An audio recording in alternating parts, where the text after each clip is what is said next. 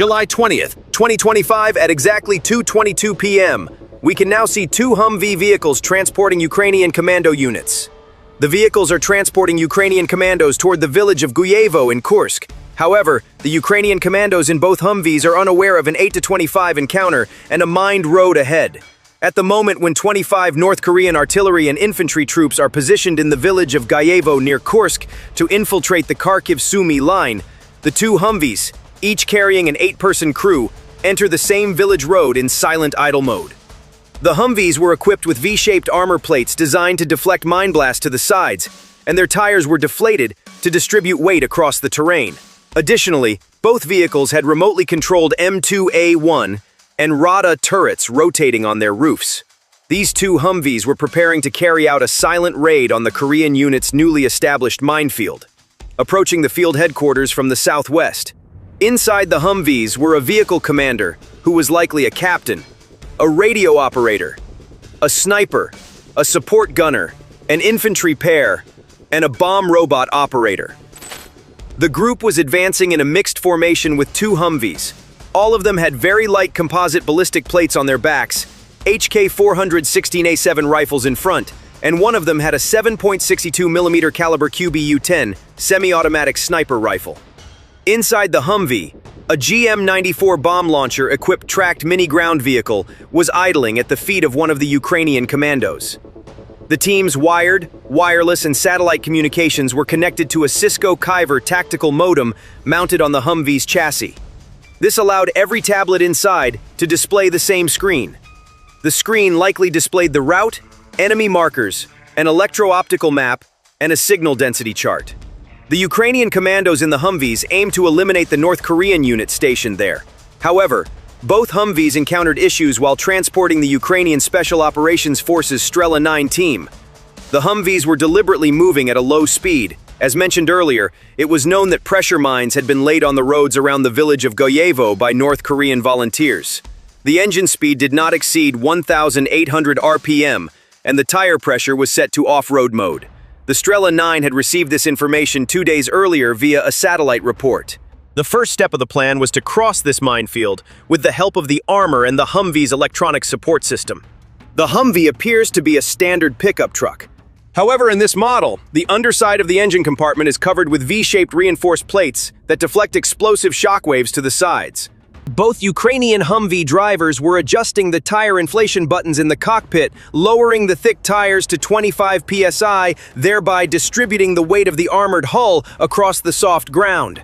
Under the hood, a 6.5-liter turbo diesel engine hummed quietly.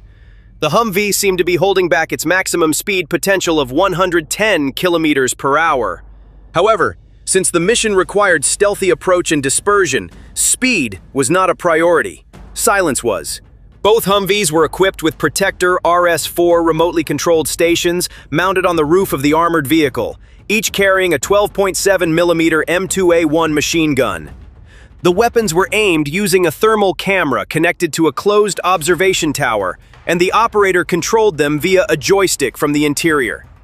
Behind the roof, a Starlink antenna and Radacube mini radar were rotating, continuously updating the situational awareness of the surroundings. The intelligence from the Strela 9 was certain. A 25-person detachment brought from North Korea was waiting at a newly established field headquarters on the Kursk inner line. Following orders from Russian advisors, they were preparing to attempt an infiltration toward Kharkiv and Sumy in the afternoon.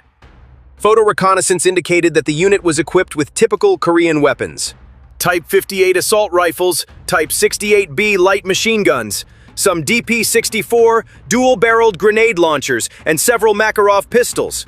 More importantly, Korean-made M1989 Koksan howitzers were deployed behind the unit. These 170mm howitzers were renowned for their long range and could rain high-explosive shells across the Ukrainian steppe in an instant. The plan was to begin with Humvee vehicles infiltrating the area, approaching from the southwest rather than the north, as the Koreans expected, establishing close contact and launching an assault on the base. Then, a fire call would be issued to disable the Koksan artillery from a distance. When the vehicles entered 3 kilometers inside the border, a Private 2 mini drone attached to one of the Humvees took off in bright light. During its 20-minute flight, it scanned the route and confirmed the expected minefield. Among the detected devices were a TM-62 pressure mine, 2 OZM-72 bouncing mines, and 3 PFM-1S plastic butterfly mines. The Humvee drivers had to adjust the route. Thanks to the V-plates, the vehicle had a high chance of withstanding the mine, but if the tires were punctured, speed would decrease, and the surprise advantage would be lost. Instead of taking a shortcut, the Humvee drivers stopped early and deployed the tracked mini-robot. The tracked robot conducted a lidar scan for the next 50 meters, marking the TM-62 extending in front of the pressure plate with a red line. One of the Ukrainian drivers steered the Humvee slightly to the left and proceeded over a dirt embankment made of tree roots. Just as it was about to clear the embankment, a PFM-1S butterfly mine struck the rear right tire, causing a thin flute-like explosion. The tire sidewall split open, but the run-flat ring was embedded in the rim. The vehicle continued on its way. After the jolt, everyone held their breath as the vehicle stabilized with a slight drift to the left rear. The commando unit inside the Humvee proceeded smoothly along the rest of the road. The other Humvee that followed passed without encountering any obstacles. Half a kilometer before reaching the scene, the engines of the Humvees were shut off. Both vehicles were driven into the shade of trees and concealed with camouflage netting. The Ukrainian commandos silently opened the doors. A few soldiers took cover behind a nearby embankment. A Ukrainian commando moved away from the Humvee and fired a GM-94 pump-action grenade launcher with a 43mm 6-round capacity from inside the embankment. The embankment was a deep, L-shaped trench we referred to as the trench line. The Ukrainian commando threw 4 CS gas grenades, which landed in the trench, sending white smoke billowing upward. The Koreans' eyes began to burn, and they got up and fled. However, one of the Ukrainian commandos had been wounded. It turned out that this soldier was the one who had fired the grenade launcher. Later, another Ukrainian commando took the grenade launcher and continued to drive the North Koreans away. The highest-ranking vehicle commanders in both Humvees ordered their teams to split into 2 flanking positions. The Ukrainian commandos surrounding the North Korean soldiers would also protect the sides of the Humvees. At the height of the attack, the North Korean soldiers immediately sought to respond to the Ukrainian commando unit approaching in the Humvee vehicles. The North Korean group relayed coordinates to the M1989 Koksan battery via radio and launched a small cargo drone of the DJI type. The drone aimed to mark the Ukrainian team from above. However, the Radacube radar signal on the Humvees detected it, and the ECM tower applied jamming at 1.5 GHz. As a result, the video from the drone used by the North Korean soldiers became distorted. One of the Ukrainian commandos who had disembarked from the Humvees located the drone's fuselage with a scoped rifle and shot it down with a single shot. Nevertheless, the Koreans had likely provided the coordinates. The Koksan gun fired 2 rounds at a rate of 1 per minute. The first round created a 30-meter crater near the trench abandoned by the Strela 9. Shrapnel struck the side armor of one of the Humvees. Meanwhile, one of the Ukrainian commandos was doing a good job with his HK-416 on the right flank. 5 North Korean infantrymen, their positions hidden behind a gas screen, were firing blindly with Type 58 rifles. The Ukrainian commando took down 2 North Korean soldiers with short bursts of fire and scattered the other 3. 2 Ukrainian commandos on the left flank advanced in coordinated fashion. One took out a Korean carrying a DP-64 with a QBU-10, while the other neutralized the assistant next to the North Korean soldier with an HK-416. Panicking in the center of the trench, the Korean commander fired 3 shots into the air with a Makarov pistol, which his remaining men probably mistook for a signal to attack. The entire 25-person group jumped out of the bushes. However, at that very moment, a continuous stream of 50 rounds erupted from the M2A1 in one of the Humvees. The bullet wave pinned the amateur defense line formed by the Korean soldiers to the ground. Then the Skovoroda robot advanced, approached the trench corridor with a thermobaric M397 bomb in its hand, and rolled the bomb inside. The pressure buildup inside collapsed the tunnel walls, and the last Korean still resisting was swept away by the shockwave. 4 or 5 surviving Koreans tried to flee, but there was little cover in the open terrain.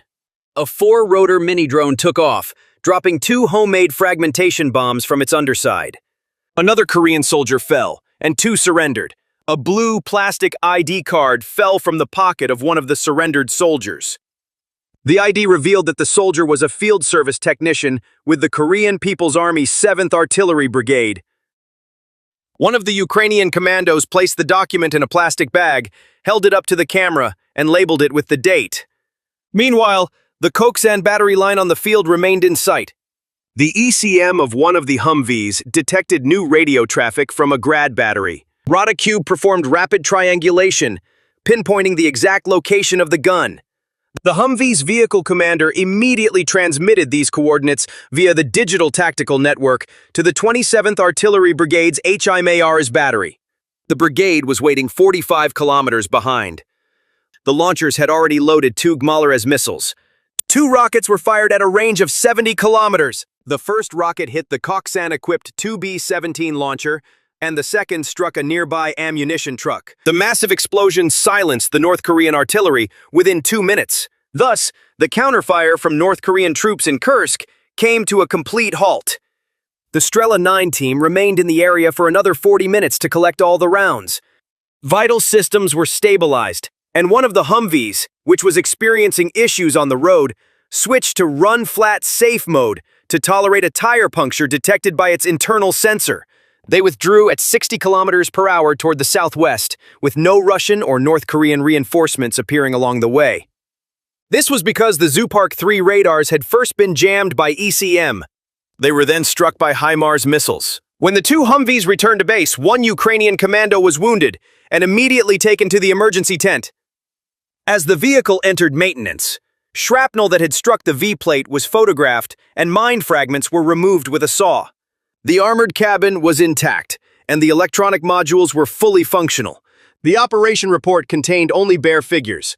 8 Ukrainians, 1 armored vehicle, 2 tracked robots, and 1 mini reconnaissance drone completed the mission. On the opposing side, all 25 South Korean infantrymen were neutralized.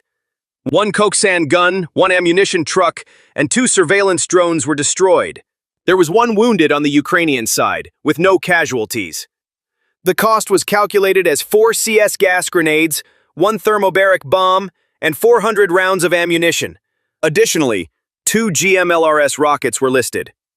This is because Ukrainian artillery had fired their final HIMARS rounds before the operation concluded. On the Russian-Korean side, the losses included an unquantifiable moral collapse, 30 million in radar tank damage, and the cancellation of an infiltration operation. That afternoon, the skies over Kharkiv and Sumy remained silent. Because there were no more artillery pieces left to fire in the north, the rocket battery had been silenced, and the S-400 and S-300 radars had already been destroyed the previous day. North Korean steel had struck the Humvee's armor, but couldn't penetrate it. 1 vehicle, 8 men, preparation, surprise, technology, intelligence prevailed over numbers. Thus, despite being only 8 men, Ukrainian commandos managed to rout North Koreans fighting on behalf of Russia in Kursk. Thank you for watching.